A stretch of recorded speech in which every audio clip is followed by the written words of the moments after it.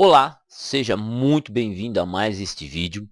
Eu sou o professor Adolfo Clair e hoje eu quero conversar com vocês sobre a origem da gramática. E por que eu vou estar gravando esse vídeo? Na verdade, uma aluna me perguntou o que era uma gramática. Na verdade, a conversa começou assim na sala de aula. Um outro aluno me perguntou qual que era a diferença entre epidemia e pandemia. E aí eu fiz a explicação do jeito que eu sei fazer. O que eu fiz? Eu peguei a palavra epidemia, fui no original grego dela, né? A origem do termo grego, né? Epi, sobre, demia, né? De demos, que significa povo. E aí eu coloquei a palavra pandemia, que pan no grego significa todo, e demia, demos. Aí eu coloquei assim, por exemplo, demia vem de democracia, que aí você tem o termo cracia, demo, povo, cracia, poder, poder, o povo no poder. Agora, epidemia é algo que está sobre alguém e pandemia é algo que está sobre todos. Então, foi assim, aí eu dei o seguinte exemplo. Epidemia, vamos supor, na sala, que tal nós tivemos uma epidemia de gripe. Então, só foi na sala. A epidemia ela só alcançou a nossa sala. Agora, teve uma pandemia na escola ou no bairro. Quer dizer, que a gripe alcançou todos da escola. Então, pandemia é algo que alcança todos. Por quê? É o termo pan, vem do termo grego todo. Tudo, todo. E epi é sobre. Então, epidemia é sobre um determinado grupo. Pandemia sobre todo o povo. E aí, cara, mas isso foi num quadro, com canetão explicando, separando a palavra e já era. Foi muito louco. Aí nisso, eu acho que uma outra aluna me pergunta o que era gramática, porque nisso eu expliquei a questão gramatical e tal, mas, professor, o que é gramática? E eu entendi. Na verdade, eu fiquei meio paralisado no momento em que ela me fez essa pergunta, porque eu falei, nossa, como que um aluno de 13 anos não conhece uma gramática? Nós mais velhos, nossa, a gramática era, tipo, gramática era para tudo. Você ia fazer uma conta de um mais um, tinha um conceito gramatical explicando lá. Só que eu entendi porque as apostilas hoje, o material didático utilizado tanto em língua portuguesa quanto em inglês, não é mais o estilo gramatical que a gente utilizou. Então, para mim, é estranho um aluno de 13 anos de idade não conhecer sobre gramática. É natural, um aluno de 13 anos de idade não sabe muita coisa. Para mim, isso assim, foi estranho. Mas, diante do contexto atual educacional, faz total sentido ele não conhecer uma gramática. Então, eu tive que falar, não, gramática é um livro que trabalha as questões das regras da língua, que observa as regras da língua, né? Só que na hora não dá para explicar tudo detalhadamente, a gente não parou, eu também não parei, porque eu também tenho coisas que eu tenho que parar, refletir sobre para poder responder. Tem coisas que eu consigo responder na lata, tem coisa que não. Normal de todo mundo. Então, eu falei para ela até, inclusive, assim, não, eu vou gravar esse vídeo hoje. Eu falei que ia gravar esse vídeo dia 19, não consegui por causa da correria, de outros compromissos que eu tive. Mas eu tô gravando aqui hoje, dia 20. E assim, existe a gramática, por exemplo, eu tenho aqui uma mini gramática Terra, de Hernani Terra. Ela traz algumas regras sobre explicações, como funciona, como a língua se comporta. Existem dois modelos de gramática atualmente. Existe a gramática normativa e a gramática descritiva. Vou tomar essa aqui como uma gramática descritiva. O que acontece? A gramática descritiva, ela observa como a língua se comporta. Então, por exemplo, se eu falar assim, os meninos, os menino é linda. O que está errado nessa frase? Não tem concordância. Por que não tem concordância? Porque quando a gente usa o artigo os, meninos vai estar no plural, porque os é plural, meninos é plural, não são, não é linda, é lindos, entendeu? Então, para ver concordância, por quê? Sempre que começa com artigo no plural, substantivo no plural, verbo tem que acompanhar o substantivo, que é o verbo tem que acompanhar o agente da ação, né, o sujeito, e aí o adjetivo também tem que concordar em número, gênero e grau. Isso, você pode citar 1000 exemplos da língua portuguesa que você vai ter o mesmo efeito. Então, o que acontece? A gramática descritiva, ela meio que observa esses 1000 exemplos e toma isso como regra. Já A gramática normativa, não. Os meninos, isso tudo que eu falei, ela coloca como norma. Então, o que é a gramática normativa? É aquela que impõe a regra. Então, você vai ler uma gramática normativa, é isso e ponto, acabou. E o que estiver fora disso está errado. Está errado. O que acontece? Pelo menos até a minha geração, quem terminou a escola até 2010, pelo menos até 2010, nós estudávamos exatamente somente a gramática normativa. Só que me parece que nos últimos 15 anos houve uma mudança no viés educacional, não só da língua portuguesa, mas, por exemplo, no ensino da língua inglesa. Porque a língua inglesa muitas vezes era ensinado como? Você tinha uma regra gramatical, o verbo to be e bronca. Entendeu? Era isso que era ensinado. Me parece que hoje a abordagem é diferente. Por exemplo, eu tenho dado aula para quintos anos e, assim, explicação gramatical é algo muito... é, como que eu posso achar a palavra? É algo muito incluso já na lição. É muito incluso na lição. Então, assim, eu particularmente tenho contato com o ensino de língua inglesa e tenho achado, assim, muito bom.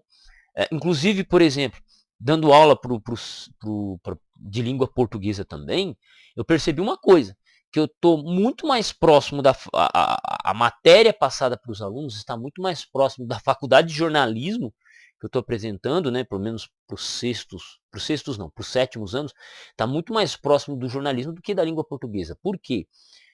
Estou explicando o que é fábula, o que é leitura de questão de como ler uma notícia jornalística, como, como ler uma reportagem. Pô, ontem e hoje eu passei para os alunos dos sétimos anos, por exemplo, fotoreportagem, explicando como ler, como interpretar. Tivemos, né, um negócio bem interessante. Né? Então, e assim, o conceito, a introdução gramatical, a introdução da regra gramatical propriamente dita, está sendo bem dosada.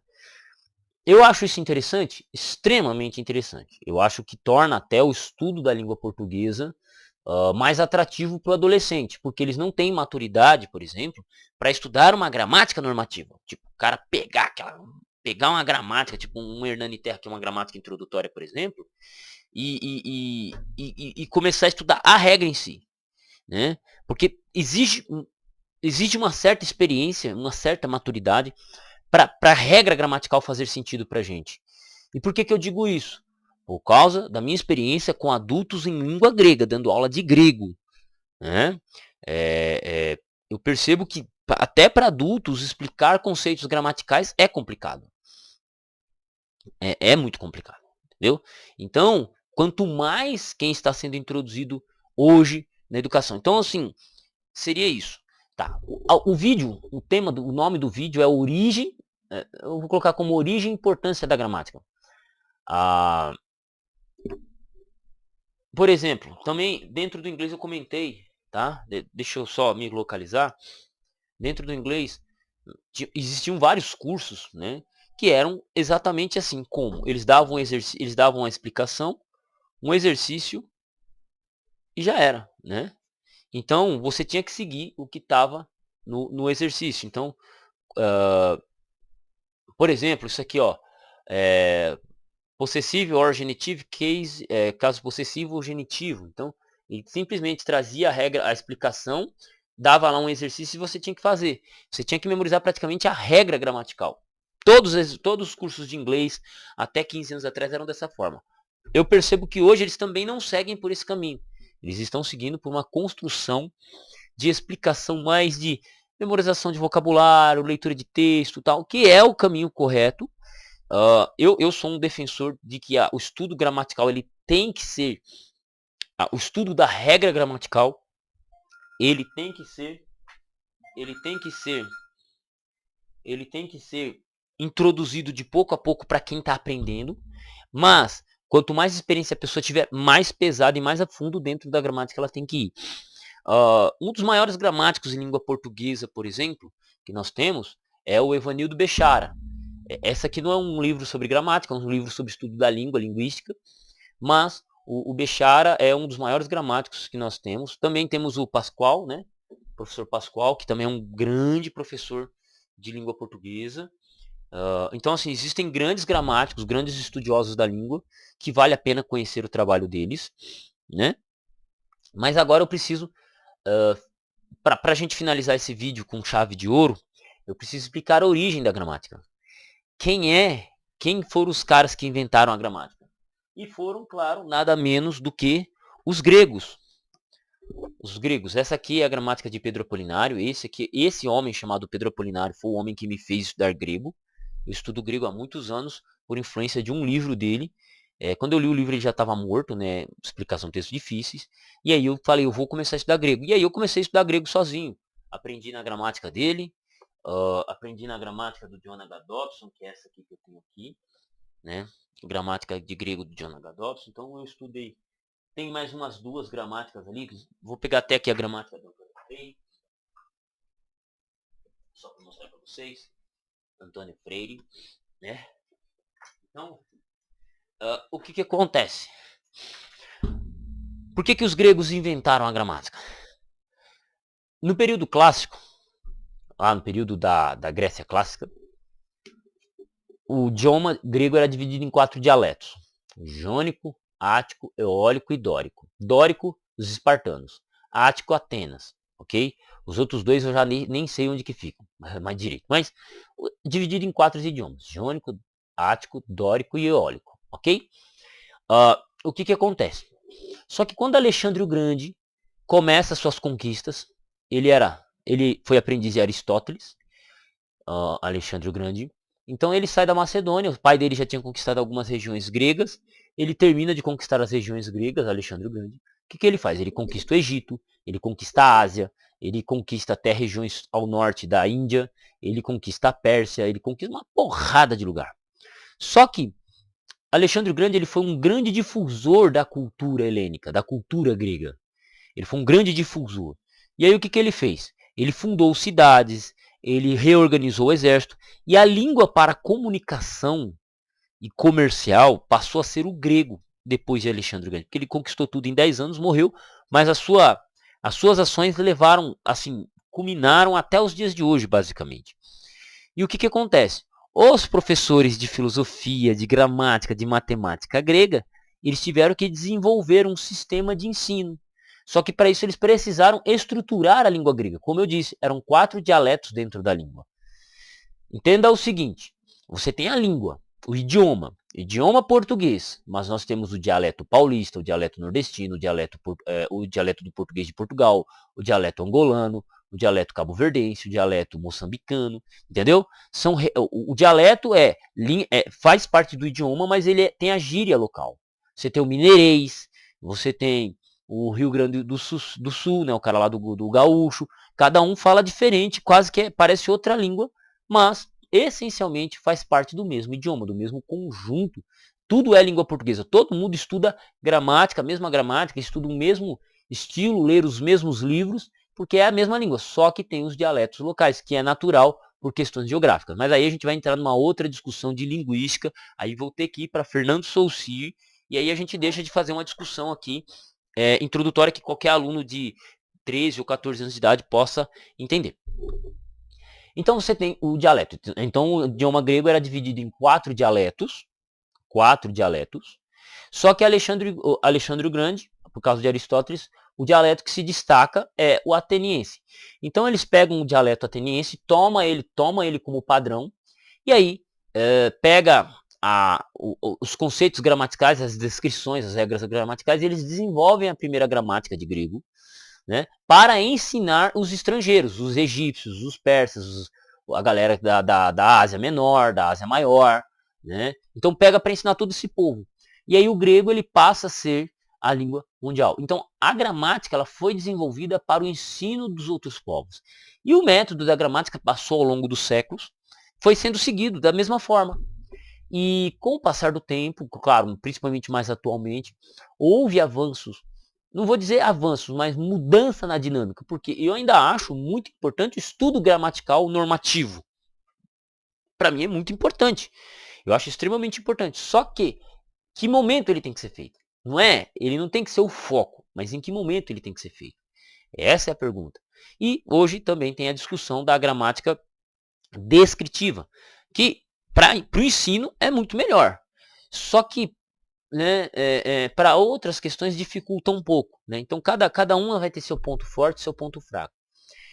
Por exemplo, na época se a gente voltar 1500 anos, voltar uns 500 anos atrás, na época do Lutero, o grego, por exemplo, o ensino do grego era ensinado que existiam 10 declinações de substantivo, 10 formas diferentes para o substantivo. Hoje, qualquer gramática de grego que você pegar vai ensinar apenas 4. 4 não, apenas 3 declinações. O que aconteceu? Você temos a primeira declinação, a segunda declinação, e na terceira declinação nós temos um monte de variantes. Só que na época de Lutero, por exemplo, em 1500, era ensinado que existiam 10 declinações diferentes. Porque cada variação era considerada uma variante, era considerada uma declinação a mais. Então você tinha 10, foi reduzido para 3. Por quê? Viu-se que as variações seguem as mesmas regras, coloca tudo como terceira declinação. Primeira declinação feminino, substantivos geralmente femininos. Segunda declinação, geralmente nomes masculinos. E segue-se. Então a gramática ela passou por evoluções ao longo dos séculos, né? Ela não ficou estática. Ela passou na maneira como era enxergada, na maneira como é ensinada, na maneira como ela é estruturada, né? O português de hoje não é mais o português que a gente falava, aprendia na escola há 20 anos atrás. Eu saí da escola, no mesmo ano que eu saí da escola foi estabelecido um novo acordo ortográfico. Não mudou muita coisa, mas é um novo acordo ortográfico. Então existem outras regras. Aquilo que era considerado errado na minha época de escola, às vezes passou a ser considerado certo, posteriormente, né?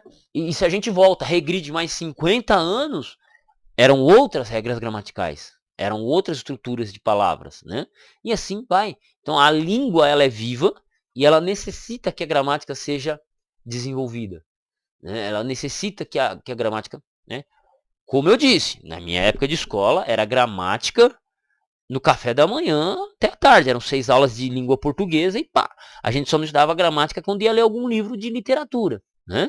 Ou quando a aula era sobre literatura e movimento literário. Aí a gente nos dava gramática. Mas do resto, meu amigo, era ó, gramática, conjugação de verbo e brau. E sair da escola sem aprender nada.